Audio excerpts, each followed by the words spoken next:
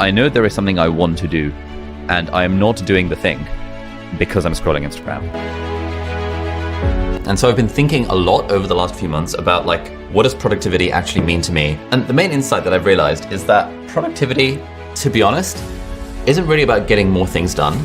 It's mostly about learning to enjoy the journey. Because when we're having fun with doing the things that we're doing, then productivity kind of just takes care of itself. And this is kind of obvious, right? Like, when we're doing stuff that we enjoy, when we're hanging out with friends or watching Netflix or playing video games, we're never worried about our productivity. We're never worried about motivation. We never say, I need to be motivated to watch this next episode of Netflix or to play Warzone with the boys. We only really need motivation, in inverted commas, for the things that are like short-term painful for long-term gain.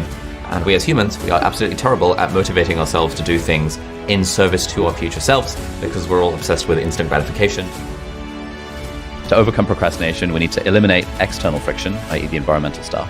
We need to try our best to get rid of the internal friction, like the emotional side of it, the mindset, the perfectionism, the fear, the discomfort. And then if we still need help, there are a few hacks. The one that I use all the time is the 2-minute rule, which is where I will genuinely convince myself I'm only going to do it for 2 minutes. And if I want, I'm allowed to stop after the 2 minutes because 2 minutes is better than nothing. But like 95% of the time, I decide to continue because 2 minutes is all you need to change your life. The way that I define productivity is just kind of using my time well and working on things that are meaningful to me and optimizing for happiness. I feel unproductive when I know there is something I want to do and I am not doing the thing because I'm scrolling Instagram. Yeah, so for example, this evening, I have a dinner with Tommy, who's sitting over there, and we're going to talk about some YouTuber Academy stuff.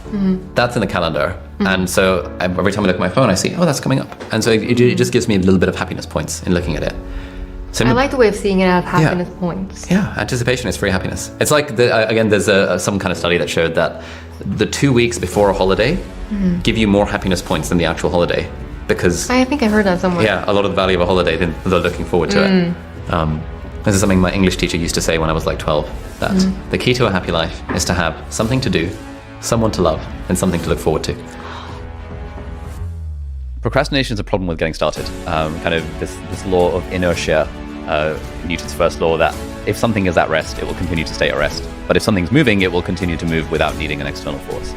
And so the key to overcoming procrastination is that little nudge at the start towards actually getting started. So I think for me, it's always been about finding a way to make things fun.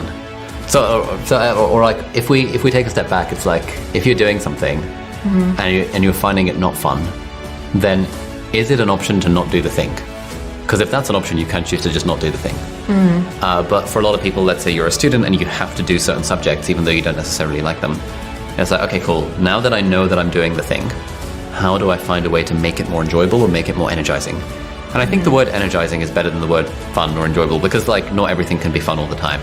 Okay. But generally I find that there are lots of things we can do to make stuff become more energizing rather than draining. Because draining stuff is not fun at all. For me, I found that actually just optimizing for what's fun has been the single biggest hack for my productivity ever. And finding like that, partly that's like choosing to do a thing, which I happen to find fun.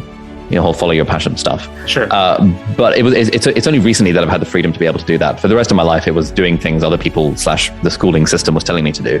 But even in those, finding ways to make them fun. And so now my advice for most people if they're struggling with productivity is find a way to make it fun. Yeah. The reason why we feel unconfident is because we mistakenly feel that confidence is a thing that has to be earned. That you have to acquire confidence somehow. By doing stuff. And it's like, what is that stuff? Well, I don't know, I mean repetition or whatever. But what this guy said, and he used to train magicians, he was like, you can simply choose to see confidence as a thing that you turn on or off. It is not a thing you need to acquire, it's not a thing you need to work towards, you can simply choose to be confident. And he's the one who said there's no difference between faking it and like real confidence and fake confidence. Okay. And so I think part of the reason people struggle with it, social anxiety aside, because that's like a separate issue. But outside of those like situations, people struggle with it because we think it's a thing that you have to struggle with. A big shift for me was in changing the way that I approached my work. Okay. Because I remember when I was a medical student, I would often wake up happy, and a lot of my friends wouldn't.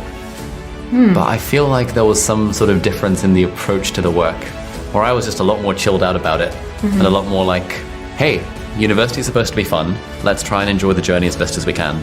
Because I think often the experience of enjoyment is like a choice that you can make rather than a position that you find yourself in.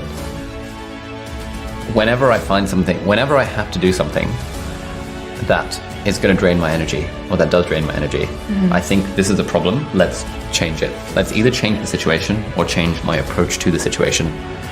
Because one of those things I can control, or at least one of those things I can control.